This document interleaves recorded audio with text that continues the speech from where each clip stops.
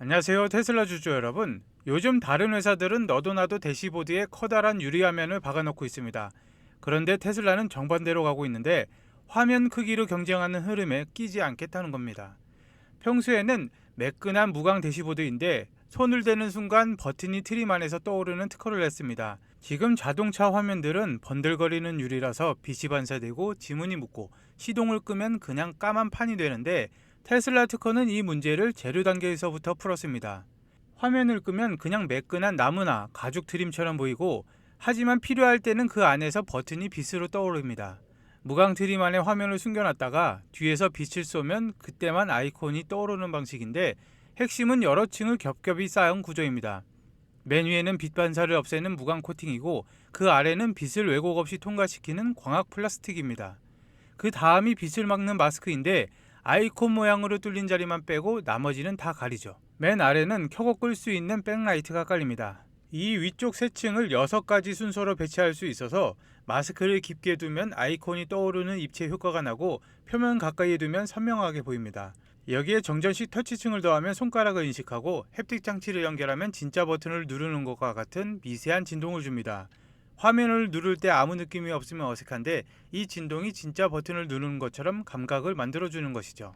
빛이 두꺼운 플라스틱을 통과하면서 색이 변하지 않도록 내부 칩이 밝기와 색을 조절하고, 미세한 프리즘이 빛의 방향을 틀어 특정 각도에서 잘 보이게 합니다.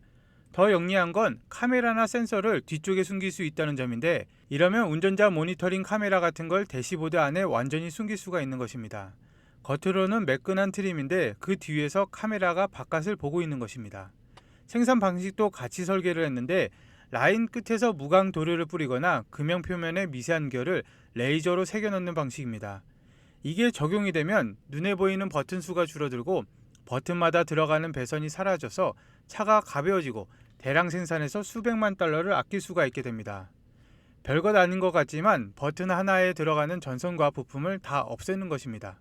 수백만 대를 만드는 회사한테 이런 작은 절감은 그대로 큰 돈이 되는 것인데, 디자인은 더 깔끔해지고 원가는 내려가는 테슬라다운 접근입니다. 그리고 중국이 2030년까지 신에너지 대형 트럭 비중을 40%로 끌어올리겠다는 목표를 세웠습니다. 지금 중국 대형 트럭의 대부분은 디젤인데, 이걸 5년 안에 40%까지 전기나 수소로 바꾸겠다는 것입니다.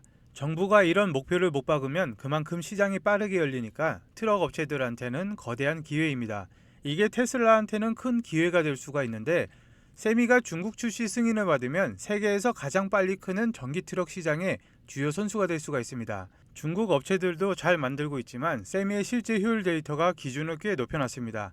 세미는 배터리 822kWh에 500마일을 가고, 아크베스트 시험 운행에서 1마일당 1.55kWh를 기록했습니다. 중국 경쟁사들과 비교해보면 차이가 크게 보이는데, 윈도로즈 E700은 705kWh가 넘는 배터리로 416마일을 가는데 효율은 1마일당 약 1.69kWh입니다. 딥웨이는 600kWh 배터리로 약 250마일, 산이는 882kWh라는 큰 배터리를 싣고도 약 354마일에 그칩니다. 딥웨이나 산이는 더 큰 배터리를 쓰고도 주행거리가 더 짧은데, 윈도로즈만 효율이 비슷하게 따라옵니다. 배터리를 더 크게 넣으면 무거워지고 비싸지는데, 그러고도 거리가 짧아진다는 건 효율이 떨어진다는 겁니다. 세미는 작은 배터리로 더 멀리 가니까 무게와 비용 면에서 유리하고, 직접 같은 조건으로 더 비교해 봐야겠지만 세미가 중국에 들어가면 효율 면에서 충분히 경쟁력이 있습니다. 배터리를 적게 쓰고 멀리 간다는 건 그만큼 충전 비용이 덜 들고 운영비가 싸다는 겁니다. 대형 트럭은 하루 종일 달리니까 이 효율 차이가 1년이면 엄청난 비용 차이로 벌어집니다. 중국 시장이 워낙 빨리 크는 데다가 정부가 전기 트럭을 밀어주니 세미가 승인만 받으면 노려볼 만한 시장입니다. 일론 머스크는 자율주행 로보택시가 테슬라를 5조 달러 규모의 기업으로 만든다고 봅니다.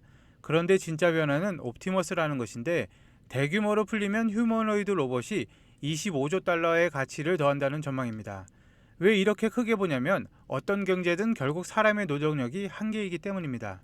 무슨 일을 해내는 로봇을 대량 생산하면 노동 비용이 거의 0에 가까워지는데, 그러면 부족한 게 기본이던 경제에서 무한히 만들어내는 경제로 넘어간다는 것입니다. 물론 25조 달러라는 숫자는 모든 게 완벽하게 풀렸을 때의 전망이라 그대로 받아들이기는 어렵고, 로봇이 실제로 사람만큼 일을 해내고 대량 생산까지 가려면 아직 갈 길은 멉니다. 그래도 일론 머스크가 차보다 로봇을 훨씬 크게 본다는 점은 분명히 짚어둘 만합니다. 솔직히 25조 달러라는 숫자 자체는 와닿지는 않은데 중요한 건 일론 머스크 머릿속에서 테슬라 무게중심이 이미 차에서 로봇으로 옮겨갔다는 것입니다. 하지만 대부분은 테슬라를 전기차 회사로 보지만 사실은 완전한 인공지능 생태계를 짓는 회사로 봐야 한다는 것입니다. 테슬라는 이미 인공지능 칩과 비전 시스템, 신경망, 제조 능력, 그리고 세계 최대급 실제 주행 데이터를 갖고 있습니다. 옵티머스는 그 위에 얹은 다음 제품이라는 것이죠. 진짜 흥미로운 것은 로봇 자체가 아니라 테슬라가 이걸 수백만 대씩 만들면서 소프트웨어로 계속 개선할 수가 있다는 점인데 공장과 창고, 언젠가는 수백만 가정이 다 고객이 될 수가 있는 것입니다. 옵티머스가 성공하면 테슬라는 차가 아니라 노동력을 파는 회사가 되는데 지치지 않고 24시간 일하는 로봇이 위험하고 반복적인 일을 떠맡으면 조 단위의 완전한 새로운 시장이 열립니다. 공장에서 위험한 작업, 창고에서 무거운 짐 나르기, 단순 반복 작업을 사람 대신 로봇이 합니다. 처음엔 테슬라 공장에 투입해서 검증하고 그 다음은 다른 기업에 팔고 언젠간 가정으로 넓힌다는 구상인데 차가 테슬라를 키웠다면 휴머노이드 로봇이 테슬라를 다시 재정의할 수가 있습니다. 핵심은 테슬라가 로봇을 만드는 데 필요한 걸 이미 다 갖췄다는 점인데 자율주행을 위해서 만든 인공지능 칩과 카메라, 신경망이 그대로 로봇에 들어갑니다. 차를 수백만 대씩 찍어내는 제조 노하우도 로봇 양상에 쓰입니다. 다른 로봇 회사들은 이걸 처음부터 만들어야 하는데 테슬라는 차를 만들면서 이미 다 준비해둔 것이죠. 그래서 많은 투자자가 아직도 테슬라를 자동차 회사로 보는데 사실은 세계 최대급 인공지능 로봇 회사가 될 수 있다는 시각입니다. 그리고 충전 인프라에서도 그 효율 철학이 그대로 드러납니다. 일론 머스크는 늘 비효율을 싫어하고 공정을 단순하게 빠르게 만드는 걸 강조해 왔는데 유럽에 등장한 접이식 슈퍼차저가 좋은 예입니다. 처음 보면 그냥 충전기를 접어서 옮기는 아이디어처럼 보일 수가 있지만 진짜 핵심은 충전소 설치를 더 빠르고 싸고 단순하게 바꿨다는 점입니다. 충전 스톨 8개와 전력 캐비넷을 하나의 스틸 베이스에 미리 조립해두고 현장에서 접힌 걸 펼치면 끝입니다. 기존엔 트럭 한 대에 스톨 12개가 실렸는데 접이식은 16개까지 싣습니다. 운송 효율이 약 33% 좋아지고 설치 시간은 절반으로 줄어들며 전체 비용도 20% 넘게 절감할 수가 있습니다. 같은 돈으로 충전소를 더 많이 깔고 같은 시간에 더 넓은 지역을 덮을 수 있다는 것입니다. 전기차 경쟁은 차를 파는 것으로 끝나지 않습니다. 누가 충전망을 더 빨리 깔고 더 싸게 운영하며 더 많은 사용자가 자기 생태계로 끌어들이느냐의 싸움입니다. 테슬라는 차와 배터리, 충전망 소프트웨어까지 모든 영역에서 비효율을 걷어내고 확장 가능한 시스템을 바꾸고 있습니다. 또한 테슬라가 라스베거스에서 로봇택시 차량 지원 감독자를 야간근무로 뽑고 있습니다. 이 자리는 차량 지원 담당자들을 이끌면서 청소와 정비, 충전 상태, 점검, 일정, 실시간 문제 대응을 총괄합니다. 빠르게 돌아가는 환경에서 일할 강도 높고 행동 중심의 리더를 찾는다고 했는데 앞서 본 댈러스에 이어 라스베거스까지 로봇택시 운영을 도시별로 넓혀가는 단계로 들어선 것입니다. 차량 허가를 받는 데서 그치지 않고 그 차들을 24시간 굴릴 현장 관리 조직을 도시마다 꾸리고 있는 것입니다. 감독자를 뽑는다는 건 그 아래 담당자들을 여러 명 둔다는 거라 라스베거스 운영 규모가 작지는 않습니다. 로봇택시가 오스틴 한 곳의 시험에서 여러 도시의 실제 서비스로 퍼져나가고 있는 것입니다. 채용 공고 하나하나가 다음에 어느 도시에 열릴지를 미리 알려주는 단서라고 보시면 되겠습니다. 여러분, 최근 일론 머스크가 이끄는 테슬라와 스페이스X의 통합 생태계 뒤에서 미 연방정부 전체가 극비리하게 판을 깔아주고 있다는 사실을 알고 계십니까?